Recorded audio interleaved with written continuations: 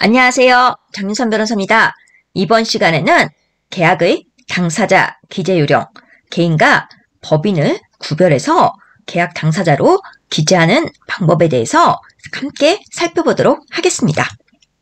먼저 민법의 규정 보실게요. 민법 3조는 사람은 생존한 동안 권리와 의무의 주체가 된다. 이렇게 규정을 하고 있고요. 4조에 사람은 19세로 성년에 이르게 된다. 이런 조항이 있습니다. 5조에는요. 미성년자가 법률행위를 하면은 법정 대리인의 동의를 얻어야 한다고 규정되어 있고 전항의 규정에 위반한 행위는 취소할 수 있다고 규정되어 있습니다. 그리고 9조에는 성년 후견 개시 심판이라는 조항이 있는데요.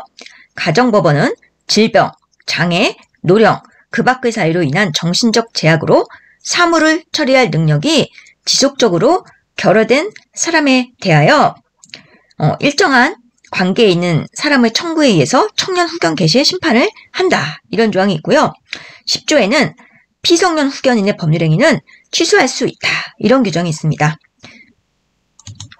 그리고 12조는 한정 후견 개시의 심판에 대한 조항이 있는데요. 가정법원은 질병, 장애, 노령, 그 밖의 사유로 인한 정신적 제약으로 사무를 처리할 능력이 부족한 사람에 대하여 또 일정한 관계에 있는 사람의 청구에 의해서 한정 후견 개시의 심판을 한다. 이런 조항이 있거든요. 그러니까 한정 후견 개시는 질병, 장애, 노령, 그 밖의 사유로 인한 정신적 제약으로 사무를 처리할 능력이 부족한 사람이고요. 우리 성년 후견은요. 질병, 장애, 노령, 그 밖의 사유로 인한 정신적 제약으로 사무를 처리할 능력이 지속적으로 결여된 사람. 그러니까 지금 성년 후견 개시되는 그러니까 당사자분이 좀 더 판단 능력이 더 떨어지는 분이세요. 그리고 피한정 후견인의 행위와 동의에 대한 조항이 있는데 가정법원은 피한정 후견인이 한정 후견인의 동의를 받아야 하는 행위의 범위를 정할 수 있고요. 한정 후견인의 동의가 필요한 법률행위를 피한정 후견인이 한정 후견인의 동의 없이 하였을 때는 그 법률행위 또한 취소할 수가 있습니다. 지금 우리 보시면 미성년자의 법률행위도 취소할 수 있고요. 그리고 성년 후견인의, 그러니까 성년 후견 개시 심판이 필요한 피성년 후견인의 법률행위도 취소할 수 있고요. 그리고 피한정 후견인의 법률행위도 한정 후견인이 동의 없으면 또 취소할 수 있게 되어 있습니다. 만 19세가 넘는 성인은 단독으로 계약의 당사자가 될 수 있어요. 미성년자는 법정 대리인, 보통은 친권자, 부모님입니다. 법정 대리인의 동의를 얻어야 계약의 당사자가 될 수 있어요. 미성년자 이름뿐만 아니라 친권자 이름이 함께 들어가야 하고요. 가족관계 증명서 등으로 확인을 하셔야 됩니다. 만약 이렇게 친권자 동의 없이 계약을 하면 계약 취소 사유가 되겠죠. 그리고 성년자라고 하더라도 피성년 후견인은 성년 후견인의 동의 여부에 상관없이 단독으로는 계약의 당사자가 될 수 없습니다. 성년 후견인, 이분이 계약의 당사자가 되는 거예요. 피성년 후견인은 그 좀 판단 능력이 떨어지시는 그분이고요. 성년 후견인이 후견인이 되시는 그분이에요. 후견 등기사항 증명서라는 게 있거든요. 그 후견 등기사항 증명서로 확인을 하셔야 됩니다. 미성년자와 마찬가지로 계약 취소 사유죠. 피한정 후견인도 미성년자와 마찬가지로 지금 한정 후견인의 동의를 얻어야 계약의 당사자가 될 수 있어요. 피한정 후견인 이름뿐만 아니라 한정 후견인의 이름이 함께 들어가야 하고요. 후견 등기사항 증명서로 확인을 하셔야 됩니다. 마찬가지로 계약의 취소 사유예요. 미성년자, 피성년 후견인, 피한정 후견인 다 계약 취소할 수 있기 때문에 이런 점들 유의하셔가지고 계약서에 기재를 잘 하셔야 됩니다. 자, 민법 34조는 법인의 권리 능력에 대해 나와 있어요. 법인은 법률의 규정에 조차 정관으로 정한 목적의 범위 내에서 권리와 의무의 주체가 된다. 이런 조항이 있습니다. 민법은 자연인과 법인을 권리 능력의 주체로 인정하고 있고요. 법인은 등기를 하였는지 유무에 따라 법인과 비법인으로 구별됩니다.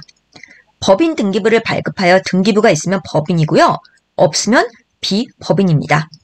법인 등 단체의 기본 요건은 사람과 정관이에요. 법인이 아닌 재단이나 사단 같은 단체가 있는데요. 이런 단체들은 단체로서의 실체는 갖추고 있지만 등기를 하지 않은 경우예요. 이런 법인이 아닌 재단이나 사단 등도요. 민법상 법인에 대한 규정이 준용되어 계약의 당사자가 될 수 있습니다. 대표적인 이런 비법인 사단이 종중, 종중은 등기는 안 하잖아요. 법인 등기 따로 없죠. 민사소송법에서는 51조에 당사자 능력, 소송 능력, 소송 무능력자의 법정 대리와 소송 행위에 필요한 권한의 수여는 이 법에 특별한 규정이 없으면 민법, 그 밖의 법률에 따른다. 이런 규정이 있고요. 52조에 법인이 아닌 사단이나 재단은 대표자 또는 관리 있는 경우에는 그 사단이나 재단의 이름으로 당사자가 될 수 있다. 이런 규정이 있습니다. 그러니까 종중도 원고나 피고가 될 수 있어요. 네, 계약의 당사자 기재 요령 구체적으로 보겠습니다. 계약의 당사자들 사이에서는 법적 분쟁이 발생할 수 있고요. 민사소송법상 당사자 능력, 소송 능력이 없으면 소송에서 본안 판단도 받지 못하고 부적법 각하가 될 수 있기 때문에 계약서에 당사자 능력, 소송 능력이 있는 당사자를 기재하시는 것이 매우 중요합니다.